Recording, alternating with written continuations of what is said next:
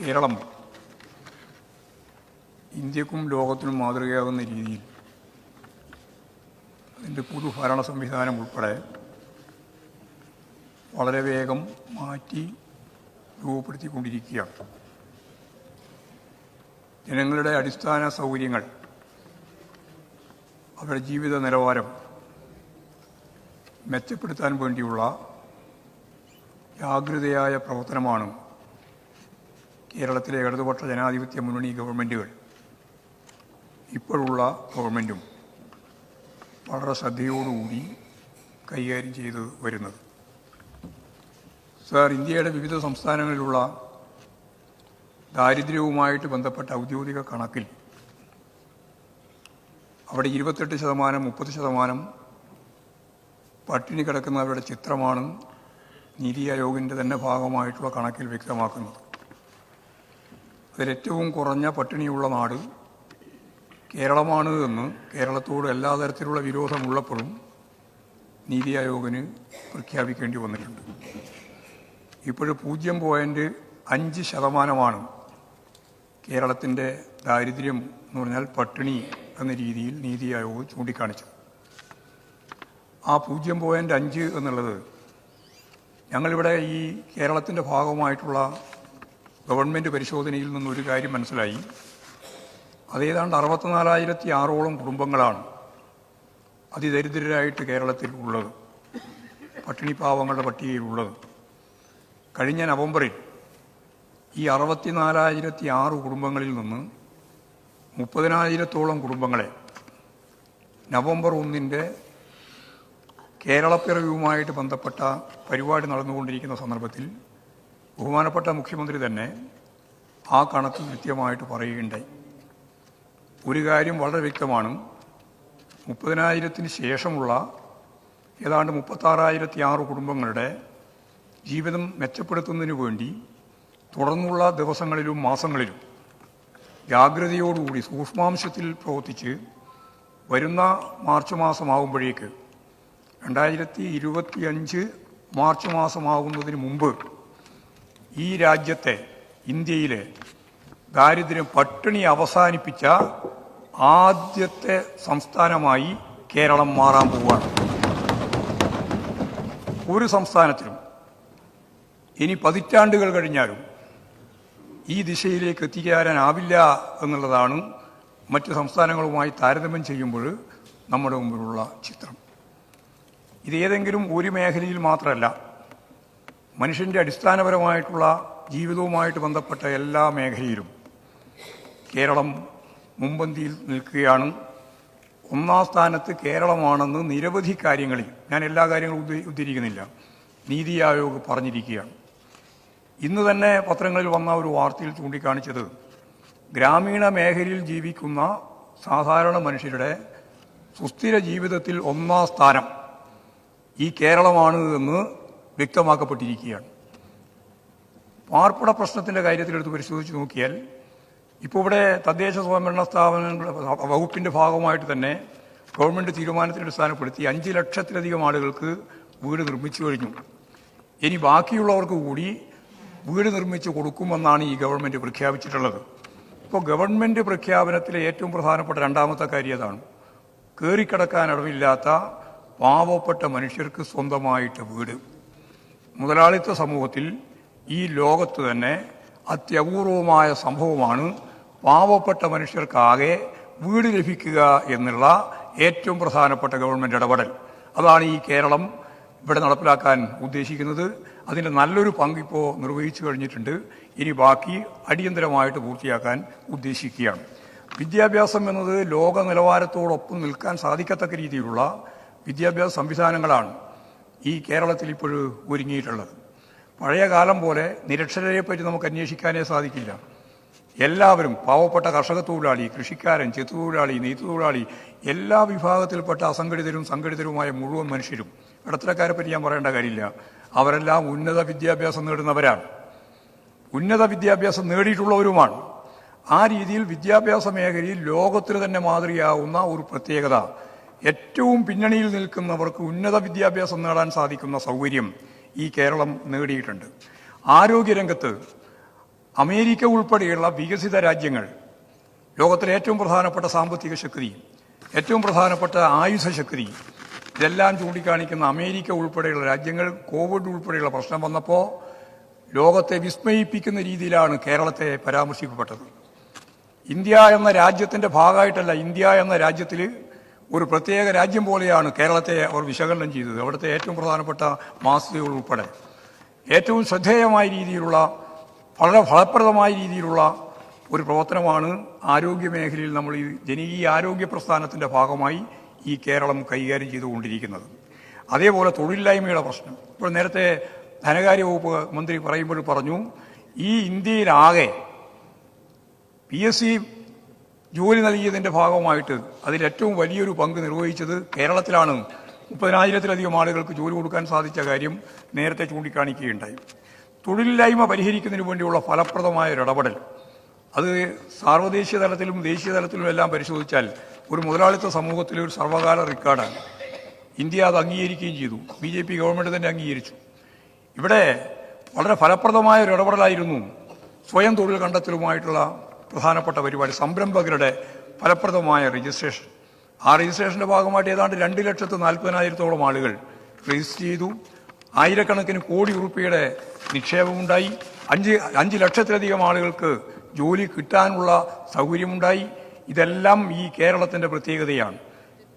Kerala model എന്ന് പറയുന്നത്, കേരളത്തിന്റെ പ്രത്യേകത എന്ന് പറയുന്നത്, ഏറ്റവും പിന്നണിയിൽ കിടക്കുന്ന പാവപ്പെട്ട മനുഷ്യന് മറ്റിതര സംസ്ഥാനങ്ങളിൽ നിന്ന് വ്യത്യസ്തമായി ഗുണമേന്മയുള്ള ജീവിതം നയിക്കാനുള്ള പ്രാപ്തിയാണ്.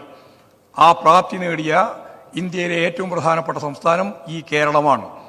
നേരത്തെ ദാരിദ്ര്യത്തെപ്പറ്റി പറഞ്ഞതുപോലെ എത്രയോ വർഷം കഴിഞ്ഞാലും നിരവധി സംസ്ഥാനങ്ങൾക്ക് ഈ തലത്തിലേക്ക് എത്താനാവില്ല എന്നുള്ളതാണ് നമ്മുടെ മുമ്പിലുള്ള ചിത്രം.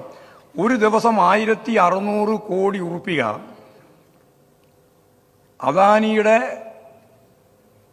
കൂട്ടിച്ചേർക്കപ്പെടുന്ന ആസ്തിയിലേക്ക് വരുന്ന രാജ്യമാണ് ഇന്ത്യ.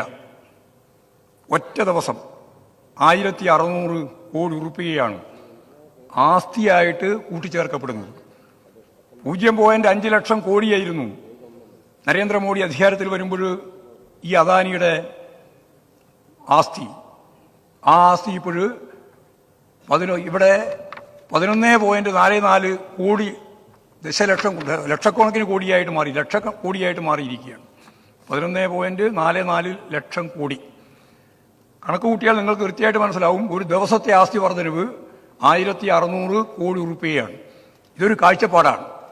ഇന്ത്യയിലെ കുത്തക മുതലാളിമാർക്ക് വേണ്ടി, വലിയ കോർപ്പറേറ്റുകൾക്ക് വേണ്ടി, ഭൂപ്രഭുക്കന്മാർക്ക് വേണ്ടി, സാമ്രാജ്യത്വ ഏജൻസികൾക്ക് വേണ്ടി നിലകൊള്ളുന്നൊരു ഗവൺമെന്റ് ഇന്ത്യയിൽ ഭരണം നടത്തിക്കൊണ്ടിരിക്കുമ്പോൾ തന്നെയാണ്, ഭരണവർഗം ആ നിലപാട് സ്വീകരിക്കുന്ന സന്ദർഭത്തിൽ തന്നെയാണ് അതിൽ നിന്ന് തികച്ചും വ്യത്യസ്തമായ ഒരു ബദൽ നയം മുന്നോട്ടേക്ക് വെച്ചുകൊണ്ട് പാവപ്പെട്ട മനുഷ്യരുടെ അത്താണിയായിട്ട് ഈ കേരളത്തെ മാറ്റിയെടുക്കുന്നതിന് വേണ്ടി ഇടതുപക്ഷ ജനാധിപത്യ മുന്നണി ഗവൺമെന്റിന് സാധിച്ചിട്ടുള്ളത് 62 ലക്ഷം ആളുകൾക്ക് പെൻഷൻ ഉൾപ്പെടെയുള്ള ആനുകൂല്യങ്ങൾ നൽകുന്നത് ഉൾപ്പെടെയുള്ള കാര്യങ്ങൾ, ഇതെല്ലാം ചേർത്തുകൊണ്ട് വേണം നമുക്ക് ഈ കേരളത്തെ, അതിന്റെ പൊതുഭരണ സംവിധാനത്തെ മനസ്സിലാക്കുന്നതിന് വേണ്ടി. ഞാൻ അതിന്റെ മറ്റ് വിശദീകരണത്തിലേക്കൊന്നും കടക്കാൻ ഞാൻ ഉദ്ദേശിക്കുന്നില്ല.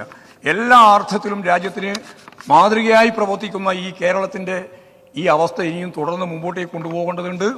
അതിനാവശ്യമായ രീതിയിലുള്ള ബഡ്ജറ്റാണ് ഇവിടെ അവതരിപ്പിക്കപ്പെട്ടതിന്റെ ഭാഗമായിട്ട് അതിനെ പൂർണ്ണമായിട്ടും പിന്തുണക്കുകയാണ്. സർ, ഇതേ സന്ദർഭത്തിൽ തന്നെ ഈ രാജ്യത്തിന്റെ ജനാധിപത്യവും മതനിരപേക്ഷതയും ഫെഡറൽ സംവിധാനവും ഭരണഘടനാപരമായ ഉള്ളടക്കവുമാകെ തകർക്കുന്നതിന് വേണ്ടിയിട്ട് അത് അജണ്ട വെച്ചുകൊണ്ട്, കാലം നിശ്ചയിച്ചുകൊണ്ട് 2025 RSSന്റെ 100ാം വാർഷികത്തിന്റെ ഭാഗമായി ഈ രാജ്യം ഒരു ഹിന്ദുത്വ രാജ്യമാക്കി മാറ്റുക. ഹിന്ദുക്കളുടെ രാജ്യമല്ല, ഹിന്ദുത്വ രാജ്യം എന്നത് വർഗീയമായ ഒരു നിലപാടാണ്. ആ ഹിന്ദുത്വ നിലപാട് ഈ രാജ്യത്ത് അടിച്ചേൽപ്പിക്കുന്നതിന് വേണ്ടിയുള്ള ബോധപൂർവമായ അജണ്ട വെച്ചുകൊണ്ടാണ് കഴിഞ്ഞ പാർലമെന്റ് തെരഞ്ഞെടുപ്പ് നടന്നത്. 18ാം ലോക്സഭാ തെരഞ്ഞെടുപ്പ്. ഒരു മറയും ഉണ്ടായിരുന്നില്ല.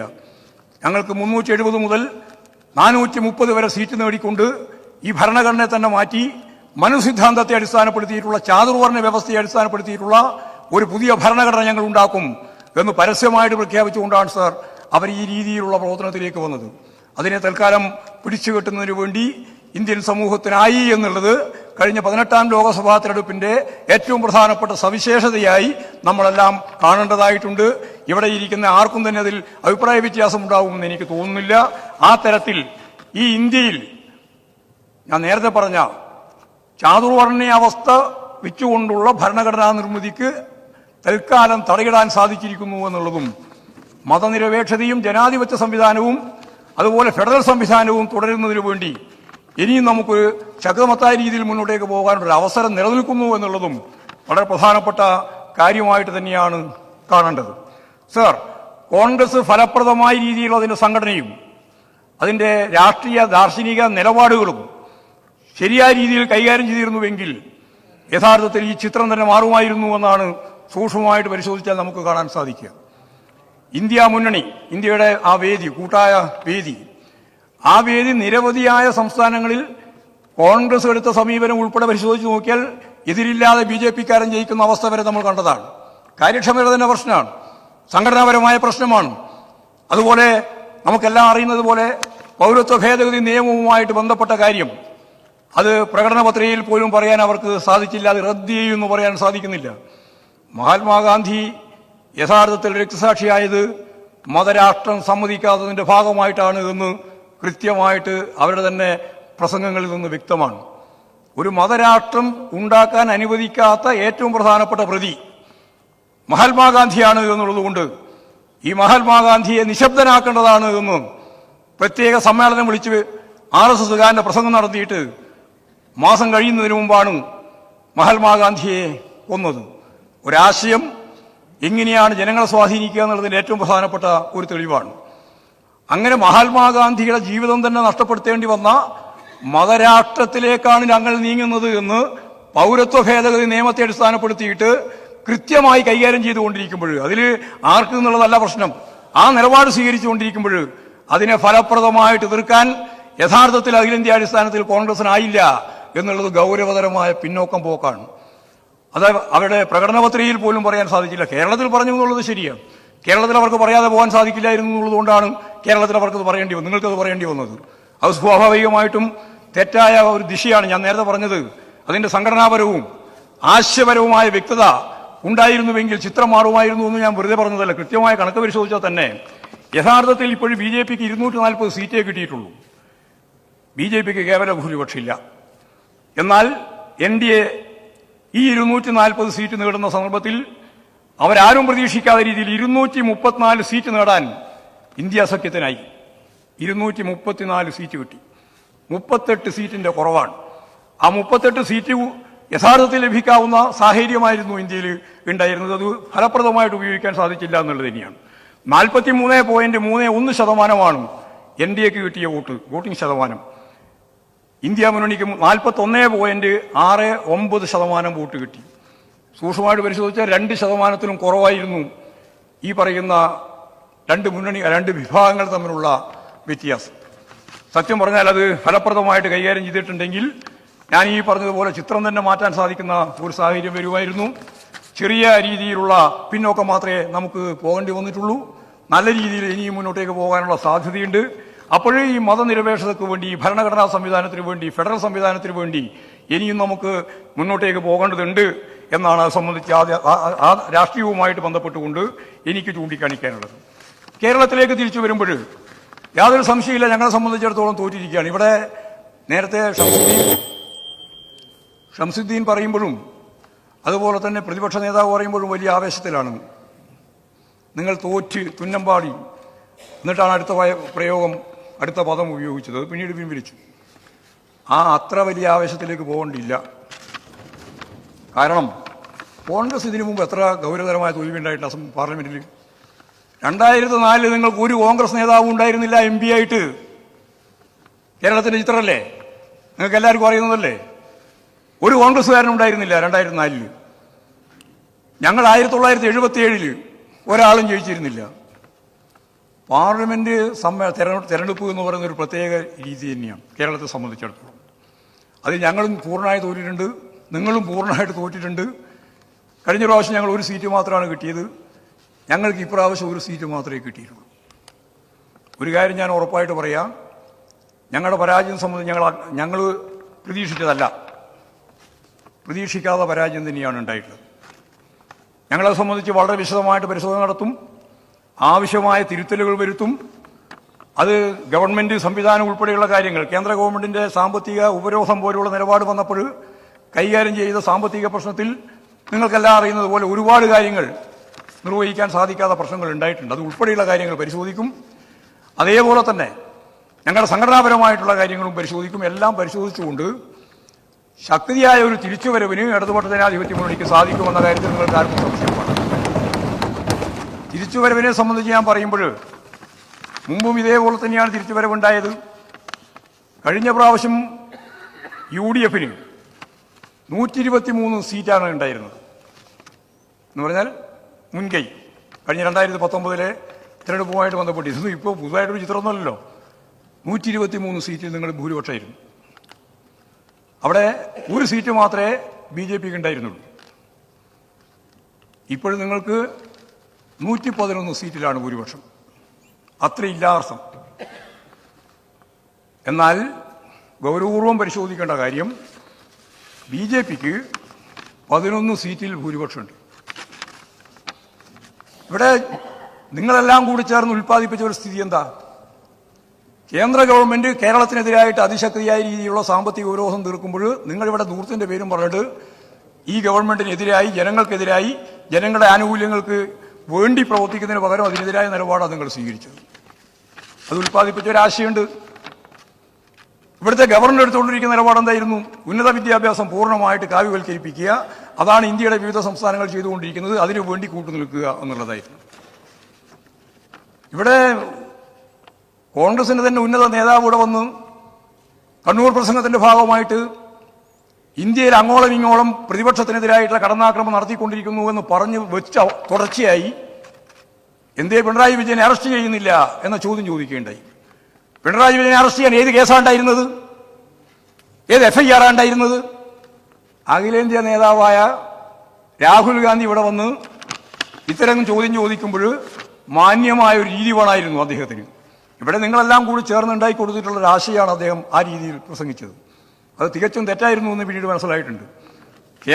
കേന്ദ്രത്തിലെ ഗവൺമെന്റ് പ്രതിപക്ഷത്തിരിക്കുന്ന പാർട്ടി നേതാക്കന്മാർക്കെതിരായിട്ട്, ഗവൺമെന്റുകൾക്കെതിരായിട്ട്, മുഖ്യമന്ത്രിക്കെതിരായിട്ട് നടത്തിക്കൊണ്ടിരിക്കുന്ന പ്രവർത്തനങ്ങളെ വിശകലനം ചെയ്തുകൊണ്ട് തന്നെ തികച്ചും ഒരു തരത്തിലും യോജിക്കില്ലാതെ നിലപാട് സ്വീകരിച്ചു എന്നുള്ളതാണ് കേരളത്തിൽ തന്നെ വന്നപ്പോൾ കണ്ടിട്ടുള്ള ഒരു ചിത്രം. ഞാൻ ഉദ്ദേശിക്കുന്നത് ഇത്രയേ ഉള്ളൂ. നിങ്ങൾ ഉൽപ്പാദിപ്പിക്കുന്നത് എന്താ? VD സതീശൻ ഉൾപ്പെടെ പരസ്യമായിട്ട് പറഞ്ഞു ഞങ്ങളുടെ നമ്പർ 1 ശത്രു CPM ആണ്. BJPയും പറഞ്ഞു ഞങ്ങളുടെ നമ്പർ 1 ശത്രു CPM ആണ്. നിങ്ങൾ തമ്മിൽ ആശയ ഐക്യം ഉണ്ടായിരുന്നില്ല. അതിൻ്റെ അർത്ഥം ഈ ആശയ ഐക്യത്തിന്റെ ഭാഗമായിട്ട് എന്താ ഉണ്ടായേ? ഞങ്ങൾ തോറ്റു എന്നുള്ളത് ശരി. നിങ്ങൾ മനസ്സിലാക്കണം, തൃശ്ശൂർ എന്താ സംഭവിച്ചത്? തൃശ്ശൂർ സംഭവം വളരെ സൂക്ഷ്മമായിട്ട് പരിശോധിച്ച് നോക്കിയാൽ നമുക്കെല്ലാം അറിയുന്നത് പോലെ 2018 അല്ല 2019 ഇപ്പോഴും തമ്മിലുള്ള വ്യത്യാസം എത്രയാ? നിങ്ങൾക്ക് 9.81% വോട്ടാണ് കുറഞ്ഞത്. 86,965 വോട്ട് നിങ്ങൾ കുറഞ്ഞു. എവിടെയാ പോയ ഈ വോട്ടെല്ലാം? ഞാൻ കൃത്യമായി എഴുതി വെച്ചോ നമ്പർ. 86,965 വോട്ട് നിങ്ങൾക്ക് UDF-ന് കുറഞ്ഞു. ഈ വോട്ട് എവിടെ പോയി? അവിടെ ഞാൻ പറയാം, ഞങ്ങൾക്ക് കുറഞ്ഞ വോട്ട് ഞാൻ പറയാം. അവിടെ ഞങ്ങൾക്ക് 16,206 വോട്ട് കൂടുതൽ കിട്ടി. കൂടുതൽ കിട്ടി. 16,226 വോട്ട് കൂടുതൽ കിട്ടി. അതേ കണക്ക് വളരെ കണക്കിൽ പറഞ്ഞോ, നിങ്ങൾ പ്രസംഗിക്കുമല്ലോ അങ്ങനെ പറഞ്ഞു. പിന്നെ അടുത്തത് BJPക്ക് 1,18,546 വോട്ട് കിട്ടി. 1,00,000-ലധികം വോട്ട് അവർക്ക് കിട്ടി. ഞാൻ പറഞ്ഞു വരുമ്പോൾ സൂക്ഷ്മമായിട്ട് നിങ്ങൾ ശ്രദ്ധിക്കാൻ വേണ്ടി ഞാൻ പറയാം. UDF-കാർ തന്നെ മനസ്സിലാക്കാൻ വേണ്ടി ഞാൻ പറയാം. നിങ്ങൾക്ക് 86,000 വോട്ട് കുറയുന്ന സാഹചര്യത്തിൽ 74,000 വോട്ടിന് അവിടെ BJP ജയിച്ചു. അതിനെ അവരെ ജയിപ്പിച്ചതിന് ഉത്തരവാദി ഇത് നിയമത്തെ ഇത് തന്നെയാണ്. ഒരാലോപാലം ജയിച്ചത് കോൺഗ്രസിന്റെ വോട്ട് വാങ്ങിയിട്ട് തന്നെയാണ്. ഞാൻ നേരത്തെ പറഞ്ഞതാണ് നമ്പർ 1 ശത്രു CPM കോൺഗ്രസിന്, BJPക്ക് നമ്പർ 1 ശത്രു CPM. രണ്ടും കൂടി ഐക്യധാര രൂപപ്പെടുകയാണ്. അത് നിങ്ങൾ മേലെയില്ലെങ്കിൽ താഴത്ത് വരികയാണ്, ശക്തിയായിട്ട് രാഷ്ട്രീയമായിട്ട് രൂപപ്പെട്ട് വരികയാണ്. ഇതാണ് നമ്മൾ കണ്ടുകൊണ്ടിരിക്കുന്ന ചിത്രം. അതിന്റെ ഭാഗമായിട്ട് എനിക്ക് UDF-ന്റെ നേതാക്കന്മാരോട് പറയാനുള്ളത്, ഈ വോട്ട് ചോർച്ചയുണ്ടായിട്ടുണ്ട്. ഞങ്ങളുടെ വോട്ടും കുറച്ച് ചോർന്നിട്ടുണ്ട്. ഞാനത് സമ്മതിക്കാതിരിക്കുന്നില്ല. പക്ഷെ ഞങ്ങൾക്ക് കഴിഞ്ഞ പ്രാവശ്യം കിട്ടിയതിനേക്കാൾ കൂടുതലാണ് വോട്ട് കിട്ടിയത്. അത് നിങ്ങൾ മനസ്സിലാക്കണം. ഇനി ഞാൻ ഇനി തിരുവനന്തപുരത്തിൽ എടുക്കണ്ട, ഞാൻ ഓരോന്നോരോന്നായിട്ട് പറയാം. 2 മിനിറ്റ്. ഞാനൊരു കാര്യം കൂടി പറഞ്ഞു, സൂക്ഷ്മമായിട്ട് കേൾക്ക്. 11 നിയോജക മണ്ഡലങ്ങളിൽ കോൺഗ്രസ് അവിടെ ആകെ എന്തായിരിക്കുന്നു? മണ്ഡലാടിസ്ഥാനത്തിൽ തല്ല്, ജില്ലാടിസ്ഥാനത്തിൽ അടി, രാജിവെപ്പ്, സസ്പെൻഷൻ, അന്വേഷണ കമ്മീഷൻ, ഇതെല്ലാം കൂടി ചേർന്ന് പോവുകയാണല്ലോ. അവിടെ ഇപ്പോഴും ഓരോ ദിവസം കഴിയുന്നതോറും ബി ജെ പിക്ക് വോട്ട് മാറ്റിയതിനെ സംബന്ധിച്ചിടത്തോളം ചർച്ച നടത്തിക്കൊണ്ടിരിക്കുകയാണല്ലോ. അതേ മത്സരിച്ച മുരളീധരൻ തന്നെ ഞാൻ രാഷ്ട്രീയമതിയാക്കിയിരിക്കുന്നു എന്ന് പരസ്യമായിട്ട് പറയുന്ന അവസ്ഥയിലേക്ക് എത്തിയല്ലോ. സങ്കീർണതയിലാണ് നിങ്ങൾ നിൽക്കുന്നത്. ഇനി ഞാൻ ഒരു കാര്യം കൂടി പറഞ്ഞാൽ നിങ്ങൾക്ക് അത് വ്യക്തമാവും. 11 നിയോജക മണ്ഡലത്തിൽ ബി ജെ പിക്ക് മുൻകൈയുണ്ട്. ആ 11 നിയോജക മണ്ഡലവും ഞാൻ പറയാം. 1 ഗുരുവായൂർ, കോൺഗ്രസിന്റെ എത്ര വോട്ടാ പോയേ? 7235 വോട്ട് പോയി. എന്നിട്ട് അവിടെ 10,082 വോട്ട്, 11,082 വോട്ട് ബി ജെ പിക്ക് അധികമായി. ഈ കണക്കും കൂടി ഒന്ന് പറഞ്ഞോട്ടെ, ഈ കണക്കും കൂടി ഒന്ന് പറഞ്ഞോട്ടെ. അതായത് ഗുരുവായൂരുള്ളതാണ് ഞാൻ പറഞ്ഞത്. ഇനി ആര് യു ഡി എഫ് ഞാൻ പറയുന്നത് എവിടെ പോയി എന്നാ പറഞ്ഞ വോട്ട്, ആ വോട്ട് എവിടെ പോയി എന്ന് പറയാം. വെറുതെ പറഞ്ഞിട്ട് കാര്യം. ഞാൻ ഓരോന്നും പറയാം. എല്ലാം പറഞ്ഞു കഴിഞ്ഞിട്ട് പറഞ്ഞോ. നിങ്ങൾ ഇവിടെ പ്രതിപക്ഷ നേതാവും ഇന്ന് സംസാരിക്കുന്നുണ്ട്, അതുപോലെ തന്നെ പഴയ പ്രതിപക്ഷ നേതാവും എല്ലാം പ്രസംഗിക്കുന്നുണ്ട്, കുഞ്ഞാലിക്കുട്ടി പ്രസംഗിക്കുന്നുണ്ട്, എല്ലാവരും പ്രസംഗിക്കുമല്ലോ. അപ്പൊ നിങ്ങൾക്ക് പറയാം. ഞാൻ ഒരു കാര്യം പറയാണ്, ഇതാ നമ്പർ. ഗുരുവായൂർ ഞാൻ പറഞ്ഞു 7235 വോട്ട് പോയി. മണലൂര് 12,523 വോട്ട് പോയി കോൺഗ്രസിന്. കഴിഞ്ഞ പ്രാവശ്യം 2019 താരതമ്യം ചെയ്തിട്ട് ഞാൻ പറയുന്നത്. 3 ഒല്ലൂര്, അവിടെ 15,726 വോട്ട് യു ഡി എഫിന്റെ വോട്ട് കുറഞ്ഞു. അതുപോലെ തന്നെ തൃശ്ശൂര് 14,728 വോട്ട് നിങ്ങൾക്ക് അവിടെ കുറഞ്ഞു. അതുപോലെ നാട്ടിക 14,363 വോട്ട് നിങ്ങൾക്ക് അവിടെ കുറഞ്ഞു. ഇരിങ്ങാലക്കുട 10,982 വോട്ട് നിങ്ങൾക്ക് അവിടെ കുറഞ്ഞു. ആറ്റിങ്ങൽ 8,039 വോട്ട് നിങ്ങൾക്ക് അവിടെ കുറഞ്ഞു. കാട്ടാക്കട 8,907 വോട്ട് അവിടെ കുറഞ്ഞു. കഴക്കൂട്ടം 7,362 വോട്ട് അവിടെ കുറഞ്ഞു. വട്ടിയൂർക്കാവ് 8,682 വോട്ട് അവിടെ കുറഞ്ഞു. നിയമം 7,371 വോട്ടും കുറഞ്ഞു. ഇതെല്ലാം ഞാൻ പറഞ്ഞു കോൺഗ്രസിന്റെ വോട്ടിൽ വന്ന കുറവാണ്. കോൺഗ്രസിന്റെ ഞാൻ സുഹൃത്തെ, ഈ ഒരു കാര്യം നിങ്ങൾ ശ്രദ്ധിക്കുക. നിങ്ങൾക്ക് കിട്ടിയ കഴിഞ്ഞ പ്രാവശ്യത്തെ വോട്ട് നിങ്ങൾക്ക് കുറഞ്ഞിട്ട് ആ വോട്ടെല്ലാം ബി ജെ പിക്ക് കിട്ടിയപ്പോഴാണ് ബി ജെ പി 1ാം സ്ഥാനത്തേക്ക് വരുന്നത്. ഇതാ പ്രശ്നം. ഇതാണ് നിങ്ങളുടെ നിലപാട്. ഞാൻ നേരത്തെ ഷംസുദ്ദീൻ പറഞ്ഞപ്പോഴും അതുപോലെ പ്രതിപക്ഷ നേതാവ് പറഞ്ഞപ്പോഴും എല്ലാവരും പറഞ്ഞപ്പോഴും നിങ്ങൾ വലിയ ആഹ്ലാദത്തിലാണല്ലോ. അങ്ങനെ ആഹ്ലാദിക്കേണ്ട ഒരു കാര്യവും നിങ്ങൾക്കില്ല ഇപ്പോഴും. സത്യം പറഞ്ഞാൽ ബി ജെ പിയുമായിട്ട് ബന്ധപ്പെട്ടുകൊണ്ട് ബി ജെ പിക്ക് അനുകൂലമായ വലിയ രീതിയിലുള്ള കുത്തൊഴുക്കാണ് കോൺഗ്രസിന്റെ ഈ 11 മണ്ഡലത്തിൽ മാത്രമല്ല നിരവധി മണ്ഡലത്തിൽ ഉണ്ടായിട്ടുള്ളത് എന്നുള്ള കാര്യം ഗൗരവപൂർവ്വം കാണണം. അതെല്ലാം കണ്ടുകൊണ്ട് തന്നെ ഒരു കാര്യം ഞാൻ ഉറപ്പായിട്ട് പറയാം. ഇവിടെ എല്ലാവരുടെയും ജനാധിപത്യത്തിനും മതനിരപേക്ഷതക്കും ഫെഡറൽ സംവിധാനത്തിനും ഭരണഘടനാ സംവിധാനത്തിനുമാകെ എതിരായിട്ട് നിൽക്കുന്ന ബി ജെ പിയുടെ ഈ മുന്നേറ്റം അതിശക്തിയായ രീതിയിൽ എതിർക്കപ്പെടേണ്ടതായിട്ടുള്ള രാഷ്ട്രീയം തന്നെയാണ്. അതിന് ഇവിടെ നിങ്ങൾക്ക് ഇപ്പോൾ തൽക്കാലം വിജയിച്ചിരിക്കുന്നു എന്നുള്ളതുകൊണ്ട് ഇവിടെ ഇടതുപക്ഷ ജനാധിപത്യ മുന്നണിയെല്ലാം ഇല്ലാതായി കഴിഞ്ഞിരിക്കുന്നു എന്നൊരു തെറ്റിദ്ധാരണയും വേണ്ട. നേരത്തെ 123 പിന്നോട്ടേക്ക് പോയിട്ട് ഞങ്ങൾ 99 തിരിച്ചു വന്നിട്ടുണ്ട്. 123 പിന്നോട്ടേക്ക് പോയിട്ട് 99 തിരിച്ചു വന്നിട്ടുണ്ട്. ഇനി വരാൻ പോകുന്ന തെരഞ്ഞെടുപ്പുകളിലും ഇതെല്ലാം മനസ്സിലാക്കിക്കൊണ്ട് തന്നെ ഇപ്പോൾ അടുത്ത 2 കൊല്ലം കഴിയുമ്പോഴേക്കും മുഖ്യമന്ത്രിയാവാൻ വേണ്ടിയിട്ടുള്ള സജീവമായ ഇടപെടലാണ് നിങ്ങൾ നടത്തിക്കൊണ്ടിരിക്കുന്നത്. ഒന്നും കാത്തിരിക്കേണ്ട കാര്യമില്ല. ഇടതുപക്ഷ ജനാധിപത്യ മുന്നണി ഇതെല്ലാം തിരുത്തി വളരെ ഫലപ്രദമായി മുന്നോട്ടേക്ക് പോകും. കഴിഞ്ഞ പ്രാവശ്യത്തേക്കാൾ മുന്നോട്ടേക്ക് വരാനുള്ള സാധ്യതയാണ്. കഴിഞ്ഞ പ്രാവശ്യം 16 എണ്ണമാണ് ഞങ്ങൾ ജയിച്ചത്. ഇപ്രാവശ്യം 18 എണ്ണത്തിന് മുൻകൈയുണ്ട്. അത്രയേ ഉള്ളൂ. അത് വെച്ചുകൊണ്ട് തന്നെ മുന്നോട്ടേക്ക് പോകും. അതിനാവശ്യമായ രീതിയിലുള്ള ഒരു ബഡ്ജറ്റ് സംവിധാനം തന്നെയാണ് ഈ കേരളത്തിൽ കൈകാര്യം ചെയ്തുകൊണ്ടിരിക്കുന്നത്. അതിന് പരിപൂർണമായ പിന്തുണ പ്രഖ്യാപിച്ചുകൊണ്ട് ഞാൻ എന്റെ വാക്കുകൾ